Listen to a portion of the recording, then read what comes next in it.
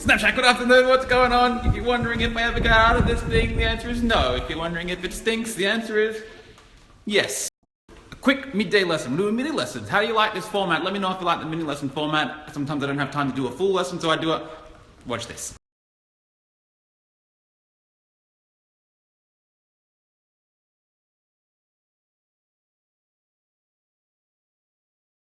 Many people email in, they message in, they join up, and they contact me here, and they say, I'm focused on my bills at the moment, I really want to do the financial independence, and I want to get my shit together monetarily, but I'm stuck in a rut at the moment. I'm hitting a roadblock, and I've got the bills. I've got all these bills, and I'm focused on the bills at the moment. My priority is paying these bills, and I've got the debt, and the bills, and the bills, and the debt. What they're also thinking about is the bills and the debt.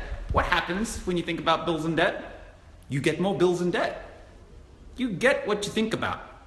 Please write this down, tattoo it on your head. As a man thinketh, so is he. You are what you think about. You attract what you think about. You become what you think about. You attract into your time and space the innermost dominant thought of what's going on in here. And you can tell so much about what's going on in someone's mind by the things that they're manifesting into their life.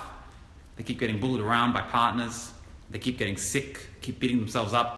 Then they're broke. And they can't focus, they've got so much going on, trying to catch 10 rabbits. Remember, the guy who tries to catch both rabbits catches neither.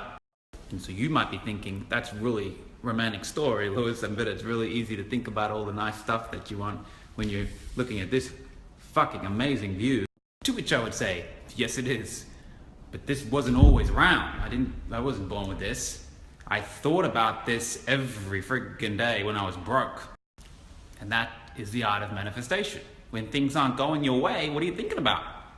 When you get the bill in the mail, your phone bill, how do you perceive that? I know many people perceive that as, oh, this fucking cocksucking motherfucking bill, I can't afford this shit, I'm stressed, I'm broke, I hate my boss, I'm getting ridden at work, they didn't pay me on time, I'm broke, I got this bill. Alternatively, you could perceive that as, you know what, a year ago I went into this Telstra shop and I had a chat to a guy, and he presented me with this box with a device in it that appears to be able to connect and decipher invisible radio waves that are going through the air right now and connect me to every single other human being on the planet and tap me into infinite wisdom.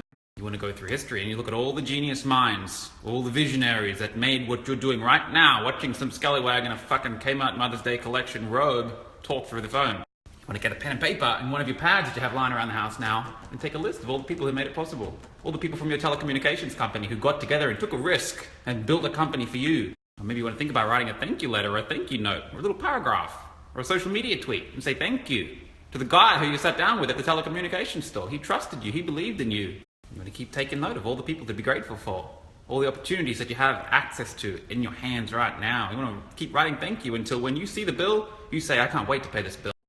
When I get my phone bill, I'm very grateful to pay it. When I get my internet bill, I think, holy moly, the things that I'm able to do with this internet connection, blow your socks off. When I get my little rent receipt in the letterbox downstairs, I'm very grateful. I can't wait to pay my rent. I get to live here. It's an amazing opportunity. It costs $0 to be grateful. It costs $0, and I guarantee if you do it, it'll completely change your life. It'll completely change your finances because you'll be thinking bigger. You'll be playing a bigger game and you'll have gratitude. I believe that there's an intelligence permeating this space. And the individuals who I found that are grateful for what they have, they always seem to get more to be grateful for. They always attract more. And I also found that the people who don't take the time to say thank you first for what they've already got, and they don't have real, sincere gratitude, they never seem to get much. And they stay in resentment. I've got to go to work doing this bullshit, doing desperate things to pay for their stuff that they're not even grateful for. They have a miserable old life. When you can break that resentment of all the bills and the debts that you may have accumulated up until this point, when you can break the resentment and have so much gratitude for it, it won't take up time and space in the mind, you'll move on. And it will clear up the thinking process to think bigger and play bigger. You'll come up with new ideas, new ways to make more income, to pay down the debt, and to grow financial independence. And also, when you're not stewing about bills all day long, oh my God. When you're not stewing about bills all day long, you can think about what you actually want, rather than what you don't want. I hope you enjoyed today's little mini lesson. There was a little tangent built into that. I'm going to drink this orange juice out of the bowl, don't tell Robin.